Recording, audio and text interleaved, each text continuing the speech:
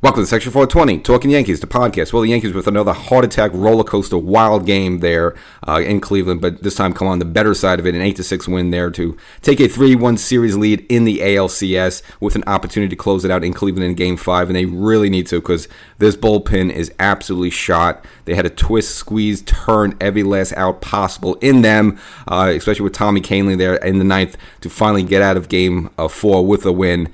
Again, an opportunity where they blew a 6-2 lead and then almost blew the 8-6 lead they had there in the ninth inning with a couple of runners on. And even the last play of the game was actually, a ball that was clean fieldly there. That was probably the last heart attack for a Yankee fan before finally they were able to secure the last out there. And the Yankees could breathe a little bit sigh of relief because this series could easily have been tied up at 2-2.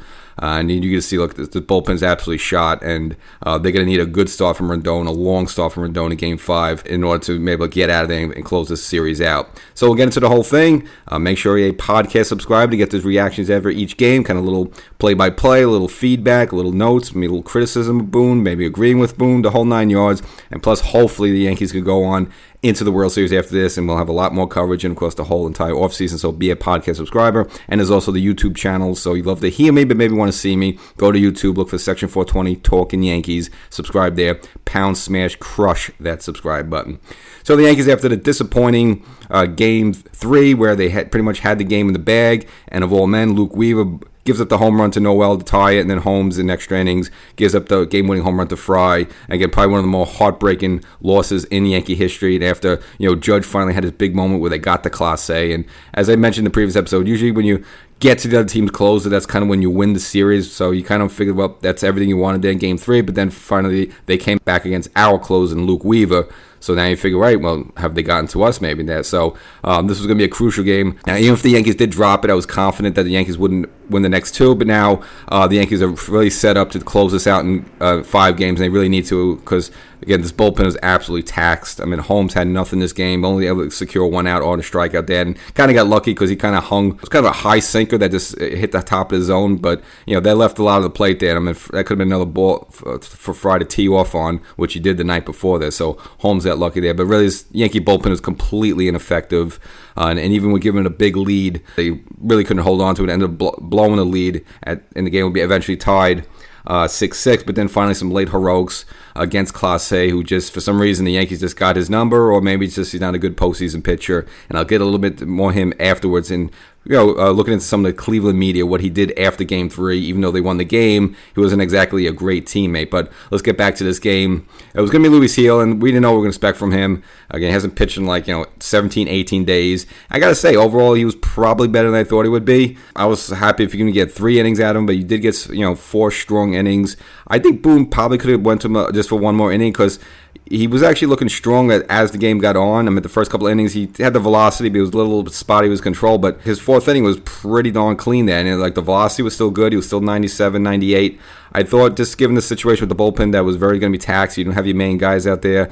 And apparently it seemed like Weaver, they were not going to go to him unless they really, really had to. It seemed like they kind of made Kahnle the de facto closer, just the fact they didn't go Kahnle early in the game, which, I was kind of almost forgot about it for a second. Then when we saw him coming out in the 8th inning, oh yeah, Kahnle, we still have him available. So I'm just guessing the plan between Boone and Cashman was kind of, let's not use Weaver unless we really have to, and we'll have Kahnle as a designated de facto closer if we're there in the 9th inning with the lead. So that was probably the plan, and it was just about getting to them, which almost took forever, and the Yankees pretty much just unloaded the entire bullpen. But getting to the game itself, they staked Gil to a lead early, and Torres jumping right out on Gabe Williams. And this is another pit. I mean, Cleveland, their starters, they just have no starting pitcher. This has been kind of the theme of Cleveland, which if they do go down in the series, which they seem like to do, it's just their lack of starting pitching, and they're pulling these guys out so early and just going to bullpen all the way.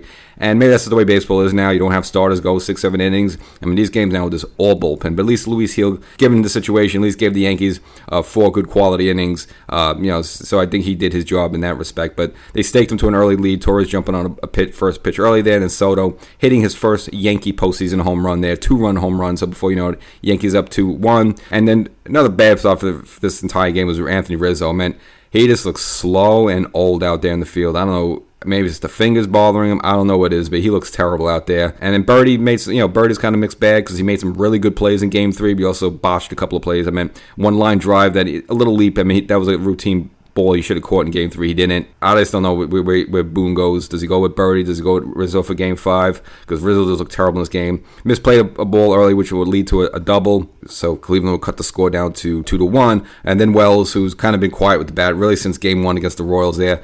Been striking out a lot, but did connect on a ball deep to center field over the wall as a home run to give the Yankees a 3-1 lead. That would relinquish to a 3-2. And then the big blow in the game, which should have been the finisher, was Giancarlo Stanton, who's just completely locked in against Gabe Smith with 2 runners on. Falls behind in the count. You figure out, this guy's chopped meat. He's dead. But takes a high strike and just get enough of it. And right off the bat, he knew. He just stood there frozen, staring, and launches a bomb moonshot to left field in Cleveland, kind of where maybe where the Fry game-winning home run went in Game 3 there, but even a more impressive shot.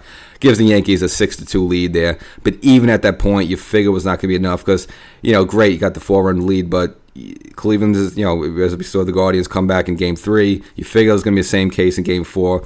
Even a 4-run lead, you felt good, but you still felt this was going to come down to the wire. And I guess a little surprise was Jay Cousins, who made his first appearance of this series. Now, he pitched a little bit in the Royal Series, and he had absolutely nothing. It was wild, gave you nothing. But he was actually decent. Now, Boone embellished him a little too much. I mean, he gave the Yankees a good, clean 5th inning. And I was almost saying, you know what? He looks good. He didn't throw too many pitches. Bring him out again in the 6th. And unfortunately, it was not the case. Walked a few guys. And then after that, it was just the merry-go-round of relievers coming out of the pen and just failing. Clay Holmes coming out, getting whacked around, and every ball just being tattooed left and right there.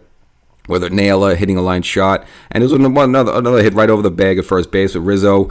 I'm not saying it was routine, but I think Rizzo of maybe 3 or 4 years ago gloves that ball there. He would have been able to hit first base and throw the runner out going for second. Would have had a bang double play, but the ball goes over the bag there, and it's every ball tattooed left right, and before you know it, the score was 6-5. Now before the game, Hamilton, who kind of twisted his ankle and hurt his calf, covering first base in Game 3 there. Was designated done for the rest of the season, so the Yankees actually switched in Mark Leiter Jr. there, and instead of this guy just kind of feeling his way in his game, the Yankees throw him right out there into the fire, facing Joanski Noel, who hit the big home run off of Weaver in Game 3. And I don't know, if I'm Stephen Vogt, the Cleveland manager, why are you not starting Noel every game? I mean, I know you look at his batting average for the regular season, like .218, and he didn't really do that too much in the Detroit series, but whatever he's doing right now, the guy is locked in. I mean, he crushes everything. Even the foul balls he hits, everything's crushed. So who they got there in right field? Sheeneman? Whatever I could do to get Noel in that lineup, get him as many bats as possible, I would do that because the guy is just crushing everything. If you want to give him a catches equipment, have him catch behind the plate, whatever you got to do to get this guy in the lineup, you should get this guy in the lineup because really after Naylor, the Cleveland lineup isn't that great. The first 4 guys are good. After that, the rest of those guys are pretty much automatic out. So I would put Noel in there because he just crushes everything. Sent another Mark Leiter ball deep to left field, and it looked just like the home run hit off Weaver. And again, that was probably heart attack, maybe number 2 or 3 for the Yankee fan in this game. But I guess apparently what happened afterwards is the way the camera angle was set up on that one. They displayed a camera angle that made it seem like it was going to be gone when really it was just a deep fly ball to left field, which it turned out to be. And Verdugo went to the very inch left he had to go to that left field wall to glove there to get the big out. And Leiter afterwards would get out of the inning, but not after eventually surrendering the lead 6-5 there. A little dribbler up the line there from Fry. Now look, this was kind of a weird play. Leiter initially mishandled the ball, then had to go run to retrieve it. You saw Rizzo trying to cover first base at the same time, and Leiter kind of with a diving, pick the ball up and throw it towards Rizzo there, and then Rizzo pulls a Bill Buckner. The ball goes right under his leg. Now, it's mainly Rizzo's fault. You're a first baseman. You're a Gold Glove in the past. You're a veteran. You got to secure that ball down. So it's mostly on Rizzo there. But just in fairness to him, the way Leiter's throw was, it looked like the ball was going to come up higher on his body. So you saw him brought his glove up. The ball just ended up just going right between his knees, between his legs there, and dribbles right out of the first base. And instead of the Yankees being able to escape the 8th inning with a 6-5 lead, Bo Naylor, who was got let off early in the game, able to score from third base, and now you have a 6-6 tie there. So the Yankees, who had the commanding 4-run lead, blow it. And again, the Yankee bullpen, this is absolutely taxed there. Now, Leiter would get out of the inning with a strikeout, but not after surrendering the lead. But that was not his fault. But again, that shouldn't have all happened there. Just from everything that transpired, Leiter should have been able to get out of that inning just with the little flip to Rizzo, which he misplayed there. And it was just That's probably about heart attack number 4 or 5 for the Yankee fan. Just again, a wild game, and which then brings us to the ninth inning. Now, ninth inning, as I say, at home, tied game, it's just baseball 101. You bring out your closer, so I don't know what else is going to go there. And same thing, they completely taxed their bullpen. So they come out with Class A, and Rizzo makes a little amends for himself. Now, you can see with Rizzo's, his batting stance looked a little bit different. He didn't hold the bat all the way back, almost like you saw he was choking up because he was probably anticipating a 99 or 100 mile per hour fastball. And what he did, he just flicked a little hit there into a little blue pit into the shortstop hole, gets a runner on. So again, doesn't make amends for the misplay he had in the bottom of the 8th, but at least puts a runner on. Of course, Rizzo doesn't run at all, so they're going to pinch run for him to go with John Birdie, which totally made sense. And this was such a key here, and maybe gets lost in this whole thing. Next player up, Anthony Volpe. Again, he looks totally locked in. For a second-year player, just not swinging at bad pitches, give him some good cuts. Both him and Gleyber Torres, more Gleyber Torres, but Anthony Volpe just kind of growing up before our eyes during this entire playoff run there, rips a single to center field, and John Birdie got a good read on the ball because normally you figured this be a single, be first and second base, but he was going the whole way, knew the ball would dunk in, and with his speed was able to go to third base. So now the Yankees were set up first and third, nobody out. Volpe, which most people do off closes because it's just they usually have big leg kicks and not paying attention, steals second base easily, and now the Yankees are set up second and third, nobody out, and at the very least you figure you get one out of this. The Yankees would end up getting 2. Now Wells after that would strike out on a couple of high fastballs, which is disappointing because he swung at the 2 pitches he swung at were out of the zone, and the one he took was it was a high strike, but it was in the zones. But he swings at the 2 that are out of the zone. But nevertheless, I'm not going to complain too much with him. Just he did his home run early in the game. Fine, goodbye with that. Next comes up Verdugo, and Verdugo just got lucky here. Broken bat, little dribbler. And how many millions of times did this happen to the Yankees? Especially against Clay Holmes this whole season. This little broken back, little single to the shortstop hole, and right in the middle there where no one could field it cleanly. And then next day you look at the box score and says, "Oh, Holmes gave up a hit." But this time the Yankees get the benefit of that. A little Verdugo, broken bat, little dribbler up the middle there, which no one could field cleanly. Birdie with his speed easily scores, does his vintage slide in head first there across home plate. Gives the Yankees at that point a 7-6 lead. And then after that, Gleyber Torres up. And we've seen Torres a couple of seasons ago. I remember the big game in the ninth inning, have a hit off a Class A. And again, it looks totally locked in, even though he fell behind in the count. And you saw what they're doing, Torres. They were trying to pitch him in. And the guy's still throwing heat. He's throwing 100 miles per hour. But for some reason, the Yankees just got him clocked. They just seem to really just be locked in on Class A for whatever reason, for the best closer in baseball. And you give him like 5 earned runs the entire regular season. He's given 6 runs up to the Yankees during this brief 2 games there. So very puzzling, but as I say, I guess that's baseball. That's where you pull that one out. Torres rips a hit up the middle there, gives the Yankees another run, 8-6 at that point, and eventually they have to pull Clase out of the game. Now the Yankees go into the ninth inning. Now first I'm expecting Weaver there. In fact, during the whole time they didn't show anybody warming up, but then Canely, of course, comes back out, which again totally made sense. I was for it. I think Weaver needed the day off. Just, as I mentioned before, he shouldn't even pitch game 2.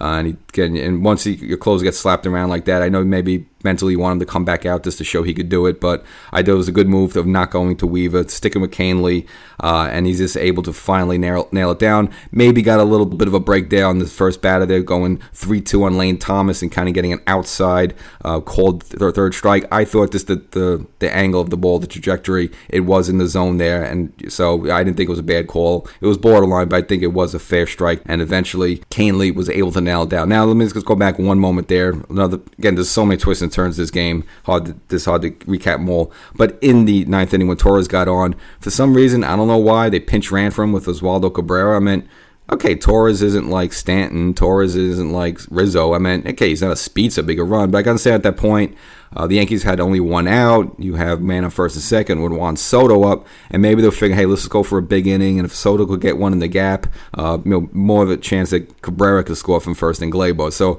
that was probably the thinking, but then now you're losing defense. You're losing your defense at second base because now either Oswaldo Cabrera or Birdie is going to have to play second base.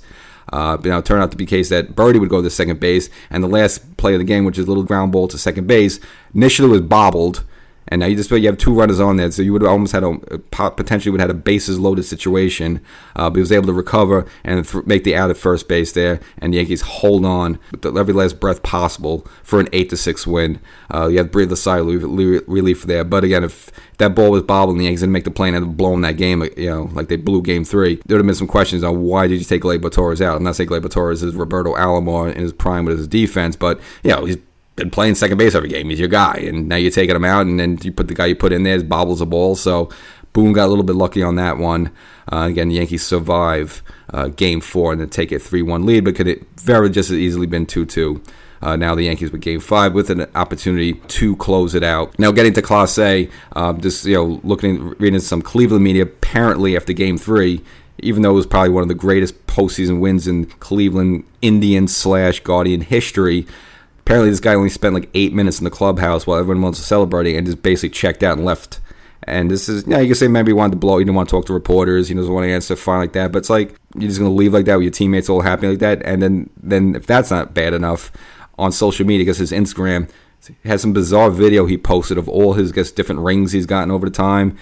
So it's like, all right, you leave your clubhouse early there, you don't want to talk to reporters, and then you go home and you have an Instagram post about all your rings and your trophies and stuff. Like, this is not exactly cool. And then to back that up, you come to Game 4 and you louse it up again and got smacked around by the Yankees. So not sure what Class A's head is in. I don't know if this is a mental thing with him, just so he wants to get himself in a certain place and he doesn't want to talk about failure. I don't know. Maybe he needs to think he's the best to show off his rings. I don't know, but a bad look there by Class A.